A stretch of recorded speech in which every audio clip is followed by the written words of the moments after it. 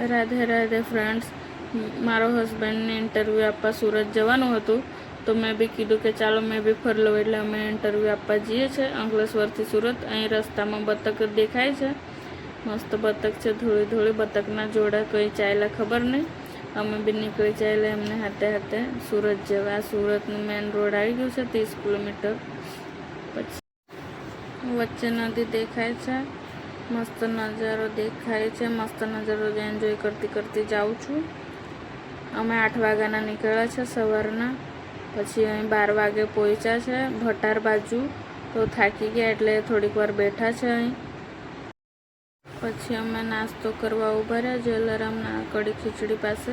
તો અહીં રવૈયા લીધા, રોટલી લીધી, છાશ લીધી અને કઢી ખીચડી લીધી. પછી અમે નાસ્તો કર્યો. પછી અમે આગળ નીકળ્યા ઇન્ટરવ્યૂ આપવા સારું. તો અહીંથી ઇન્ટરવ્યૂ આપ્યું છે. હવે એમ નક્કીને હવે અહીં ગોપી તળાવ ફરવાની આવ્યા હતા. અહીં પાર્કિંગનું હેલ્મેટની સુવિધા કરી, કોઈ મારી વારી ના લે એટલે. પછી અમે ગોપી તળાવ જોવા સારું અંદર એન્ટ્રી કરી છે. જોઈએ અંદર કેવો નજારો છે, શું છે.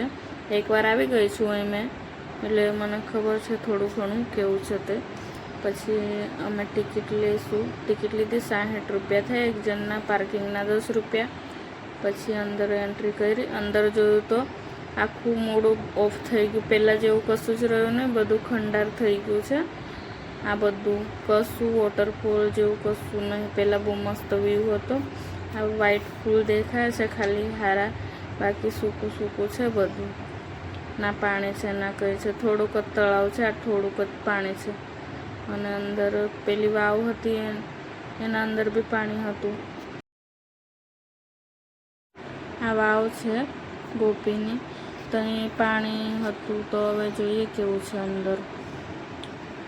અંદર જોયું તો આ બી આખું સૂકું ભટ્ટ છે, કશું મજા નહીં. અહીં બધું કપલનું થઈ ગયું છે અહીં.